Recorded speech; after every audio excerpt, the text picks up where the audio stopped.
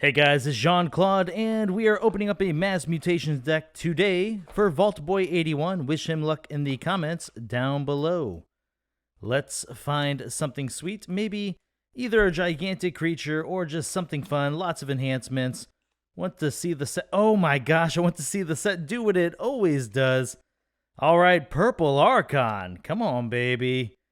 First house is Saurian, second house is Untamed, and the third house is Logos. And that's a pretty short name, Herder Tall. And that is much different compared to the other Archons I've seen. That's like maybe some down-pointed horns. Maybe those are like real skinny legs. Hard to see what's going on there, but we do have the water theme. They were definitely preparing us for Dark Tidings with the Archon pictures in this set. Alright, we're going to be hoping for some of that purple magic. Starting off with Untamed, Pineapple Tree. It's an artifact, Amber Nebula Plate. Keys cost +1 amber for each growth counter on it. After a key is forged, remove each growth counter from it. Action, put a growth counter on Pineapple Tree. Earthbind, it's an upgrade, Amber Nebula Plate. This creature cannot be used unless its controller has discarded a card this turn. Niffle Queen with a draw pip, 6 power. Each other friendly beast creature gets +1 power. Each other friendly Niffle creature gets +1 power. Oh, ho, ho, ho, ho, ho. Okay, a second Niffle Queen. I wonder how many Niffle Apes this is going to have because of that. Resurgence, enhance the draw pip. Return a creature from your discard pile to your hand if that creature's a mutant. Return another creature from your discard pile to your hand. Pismire, great target for that Resurgence. 4 power. While there are more friendly mutant creatures than enemy mutant creatures, your opponent's keys cost +2 amber. Okay, and now the Niffle Ape Parade begins. 3 power. While it's attacking, ignore Taunt and Elusive. I'm gonna guess there's 4 because there is 2 Niffle Queens. Let's see though. Here's 1. There's 2. 3. Okay, 4. Are we gonna see a 5th? Let's go slow just in case. Oh, it does stop there. Honestly though, those becoming 7 power creatures, right? Yeah, because they're gonna get +2 from each because they're both beasts and Niffles there. Ignoring Taunt and Elusive with that could be pretty insane. Fandangle, 3 power. While you have 4 more amber, your non-untamed creatures interplay ready. Dark Fairy, 2 power skirmish, fight, gain 2 amber. Okay, that ends the Untamed. Now we're on to the Saurians. Sacrosaurus with a draw pip, 6 power, 2 armor. Play, you may exalt it. If you do, deal 3 damage to a creature. I like that play effect. It's actually pretty nice. Okay, another one. This one without a draw pip.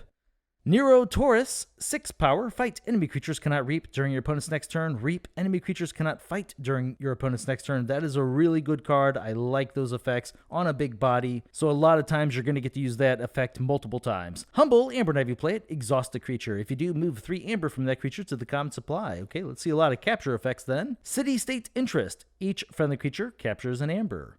Thero Centurion, 6 power, 1 armor, play, fight, capture an amber. Spoils of Battle, Amber Nebula Plate. A friendly creature captures an amber. Each creature with amber on it captures 1 from its opponent. Oh, a second one of those. Remember, it's going to do it for your opponent's creatures. They have amber on it as well. Curse of Vanity, Amber Nebula Plate. Exalt a friendly creature and an enemy creature. Consurin Octavia, 5 power, 1 armor. Action, capture 2 amber. Beware the Ides, Amber Nebula Plate. Deal 23 damage to a creature in the center of its controller's battle line. Axiom of Grisk, great card to see. Ward a creature, destroy each creature with no amber on it, gain 2 chains. This Saurian house is all about getting the amber on the creatures. Had a lot of different creatures as well. I expect this Axiom of Grisk to perform very well in this thing. Now we're on to Logos. It's Odd Claude, 5 power. Action, if your opponent has an odd amount of amber, steal an amber. Skippy Time Hog, 1 power. Play, your opponent cannot use any cards during the next turn. Really cool effect. Glad to see it came back inside of this set. Mind Over Matter, put each creature into its owner's archives. Okay, that could be pretty good if we get some other play effects. I know we had some that are doing... Oh, wait a minute. Oh, that might actually be really bad with our Saurians because I plan on having a lot of amber on our creatures. Be very careful with this card. Group Think Tank, 4 power, 3 armor. Action, deal 4 damage to each creature that shares a house with at least one of its neighbors. Forge Compiler, it's an artifact. After your opponent forges a key, destroy it and ward each friendly creature. Fission Bloom, it's an artifact. Enhance the draw pip. Action, the next time you play a card this turn, resolve each of its bonus icons an additional time. Haven't seen too much inside of Logos here. And we're going to need some for that card to have any use. Titan Engineer, 6 power. While it's not on a flank, keys cost +1 amber. Cumex, 1 power. Play, draw a card, destroyed, archive Cumex. Eclectic Inquiry, Amber Nebula Plate, archive the top 2 cards of your deck. Bot Bookton, 4 power. Reap, play the top card of your deck. Very nice. Okay, you have a second one of those.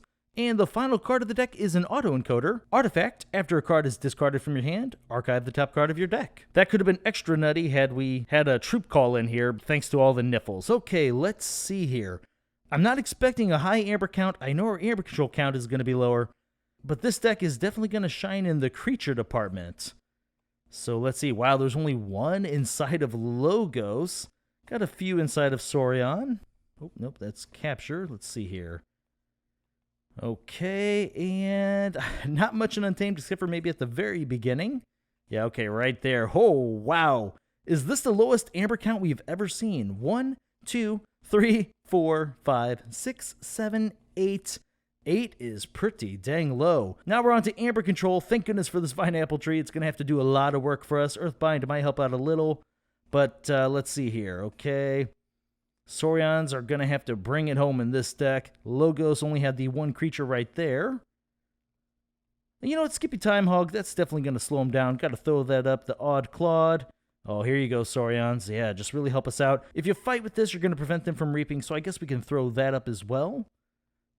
Doubt we're going to see anything else in Untamed. Oh, well, the Pismire, but the question is just how many mutants are we going to see in this thing? I know we had Skippy Time Hog. Let's see, but with all these Niffles, none of these are mutants. And that's 6 of them just in Untamed there. Whew, man, we need some mutants in the other houses. All right, so for Amber Control, there's 1, 2, 3, 4, 5, 6, 7, 8, 9, 10, 11. That is better than I was thinking. Okay, I'm digging that. Now let's bring up the creatures, and this is going to be a pretty big count. Got like that Resurgence to also help bring back 2 creatures, because you typically want to target a mutant with that. Okay. Looking pretty good so far. My air conditioner kicked on. Hopefully you guys aren't hearing that. It kicked on a while back, but I just now decided to mention it. Okay, so our creature count, we have 1, 2, call that just 1, even though it's going to typically return another one. So 3, 4, 5, 10, 15, 20, 22, very nice. And it's important this had a huge creature count because a lot of our Amber Control was really reliant on us having the creatures. I mean, right there's 3 of them, really big Amber Control cards. Board wipes are going to be a little bit of a problem for this deck. Then again, we did have like the Forge Compiler to help out with that. Maximum Risk doesn't help, but it does wipe our opponent's side of the board, so they can't use creatures to get them off the board, possibly. Not too bad there. Auto Encoder, we're going to have to look at this deck in a little bit more depth. I'm not sure if we're going to just discard cards freely. Might want to do that just so you get a bigger hand, but we didn't really have any cards that are causing us to discard to just get some free archives. Okay, let's see here. Honestly, overall, this deck does look like a very straightforward deck. The amount of tricks it's have isn't going to be abundant, but let's talk about one thing I did notice. Okay, Skippy Time Hog plus, it's in the back here. Here we go, Mind Over Matter. So if your opponent has like maybe artifacts and that's how they're going to try and win the game, or maybe they need to use their creatures to try and lock out the game in some way, shape, or form, at least you can drop down the Skippy Time Hog, prevent them from using those effects, play the Mind Over Matter, get into your archives, so you can basically shut them out for 2 turns in a row where they cannot use any of their cards. That's kind of interesting. First time I've seen that in a deck. That's really cool. Definitely digging that. You also have a way to get it back thanks to the Resurgence because it is a mutant creature. So I don't think we had too many beasts outside of the Niffleapes. Did have a couple of mutants inside the other houses, which really helps out with the Pismire. A few different ways to play some additional cards throughout turns like the Bot Bookdens, the Inquiry. Overall, just kind of a really solid deck, and I think it should do just fine. Alright, VaultBoy81, well, I hope you like this thing. Purple Archon, did it work out for us? You guys let me know in the comments down below what you think. Alright guys, well thank you very much for watching my videos, and I'll see you next time.